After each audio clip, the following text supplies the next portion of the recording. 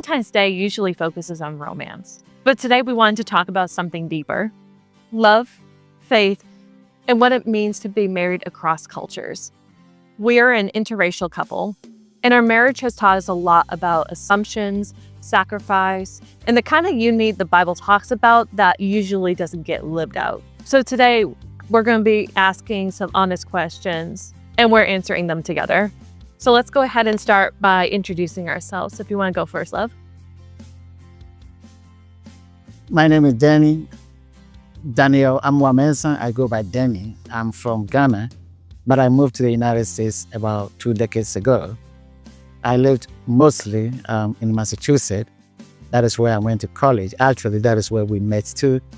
And after college, I moved on to do my master's in theological studies. My name is Holly, although Danny calls me by my middle name, which is Jolene. And I grew up in a small town in Massachusetts. And then as he said, we met in Bible college. And then I went on to do my master's in Christian ministries. So today, the first question we're going to ask is the one that everyone seems to notice, which is, what assumptions did people make about us as an interracial couple? And how did those assumptions affect us? Well, that is a good question, especially knowing that we met and got married in college. Itself opens to you that there were so many assumptions from every corner. And in our college, there were not so much interracial relationship. So ours was pretty much one of the first. So there were a lot of assumptions which most of them focus on what is that person looking for? Is he looking for some advantages or here? And there were so many. I pretty much saw them as something to distract me from actually getting to know somebody that I think I love. So did that actually affect me in our relationship? I don't think so. It did not. But like I said, I saw them all as distractions. And yeah, so it did not affect me. Yeah. I mean, if you want to talk a little bit about our families as well.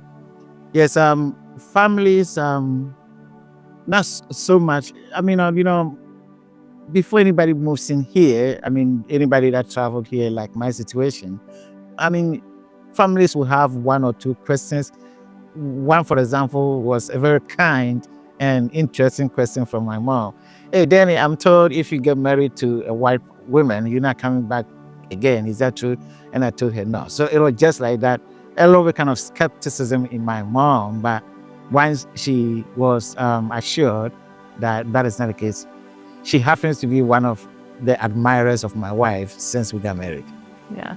And I mean, for me and my family as well, I think a lot of the assumptions that come out are, like it was less assumptions, but more of just normal comments and things like that. Or because, when you are marrying across cultures, one of the things that we've talked about is the fact that when you're growing up, that's not necessarily that you think you're going to do or something that most people expect you to do.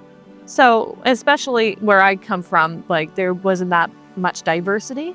So for me to want to marry someone who was from another country, let alone someone that looked different from me, was big. But my family is also very big on as long as you're happy, it doesn't really matter who you married, as long as that person treated you kindly and treated you like a human being, pretty much.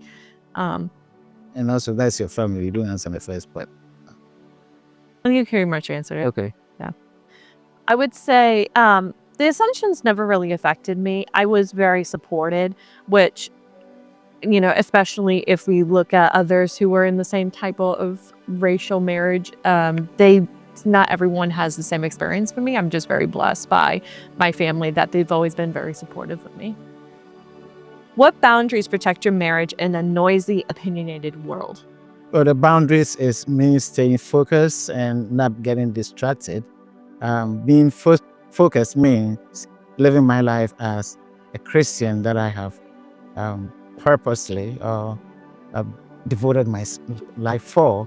So that pretty much became the boundary that made me not get soaked by all these assumptions that was around us and those kind of things. So me staying focused to what I'm looking for and God being my guide was what protected us. Yeah, I think for me as well, exactly what you said is just keeping focused to what we believe in.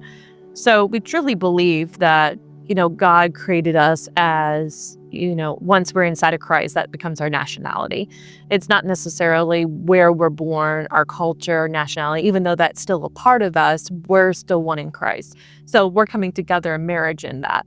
So that boundary of understanding of who we are in Christ not only help protect our marriage, but also the interactions as we go from the outside as well. But overall, I think, one of the boundaries too, I would say, is also how we interact with each other. So most of the time, we don't even recognize the fact that we're in an interracial marriage, just simply because we treat each other as human beings. I don't treat him as, well, you're a Ghanaian and I'm an American. We treat each other as husband and wife. So we see past that kind of racial side of things. Any other thoughts that you have? No, pretty much it. How has being married across cultures deepened our understanding of biblical love and unity? Yeah, okay. Biblical love and unity, as we learn, is without boundaries. It's international. God's love is international. It goes everywhere. So our love also being something that surpasses boundaries of that kind makes us feel the love of God more than just, reading it from the text.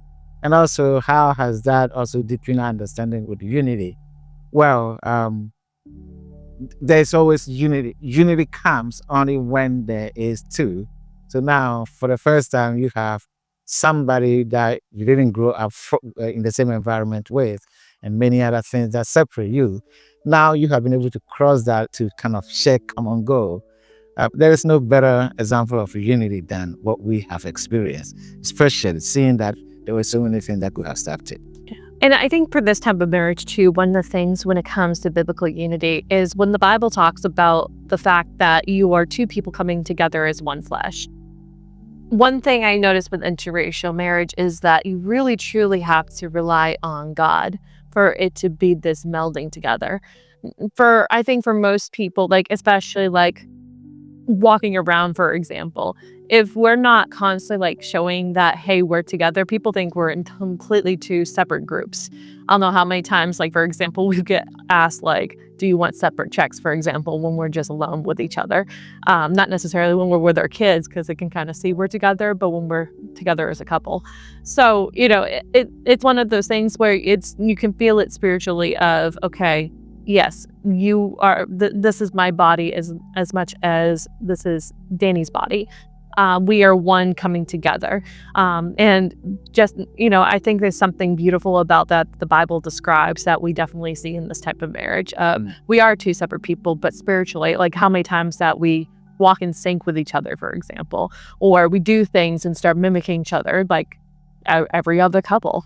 The only difference I would say would be our culture, skin tone, and maybe even a little bit of our accents.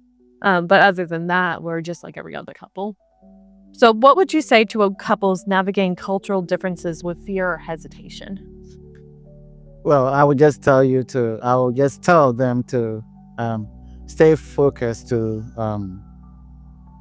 what they see true about themselves, because the opinion and those distractions are always going to be there. Don't let that determine whether you should move on with your relationship or you should not. I will encourage you to look past what you are seeing. And so many of these oppositions, distractions or opinions that are coming to you, most of them, they are not necessarily a target of your marriage or of your relationship. It's because of these people dealing with their own experiences. So they think if you don't see things in their lens, you pretty much are not thinking or you are not analyzing the situation right. But what I just want to tell you is don't let any of those distract you.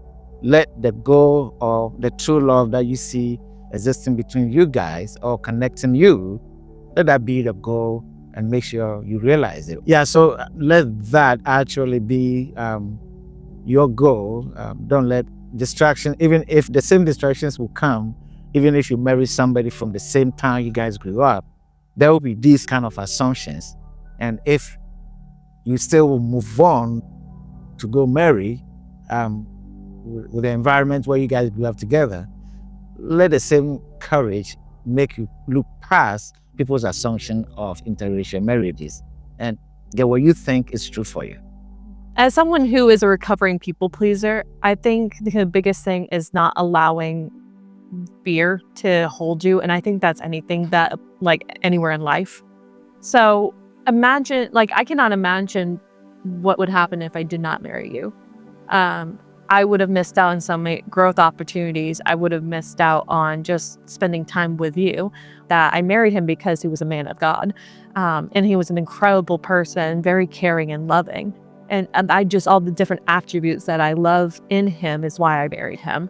And I think seeing that, if you're having someone in your life that you absolutely adore and you want to marry them, I would say not allowing fear to grip on that of like, oh, what would someone say? Or what are people going to say about us or our family? Just go ahead and do it. Because if you don't do it, you're going to miss out on so many opportunities. But here's to say you need to marry someone unless they're not married yet. Yes, and make sure that they're not married yet. That was a very good But because if they're already married, you broke their family. Yes, that's a very good point. Here. Now go to bed.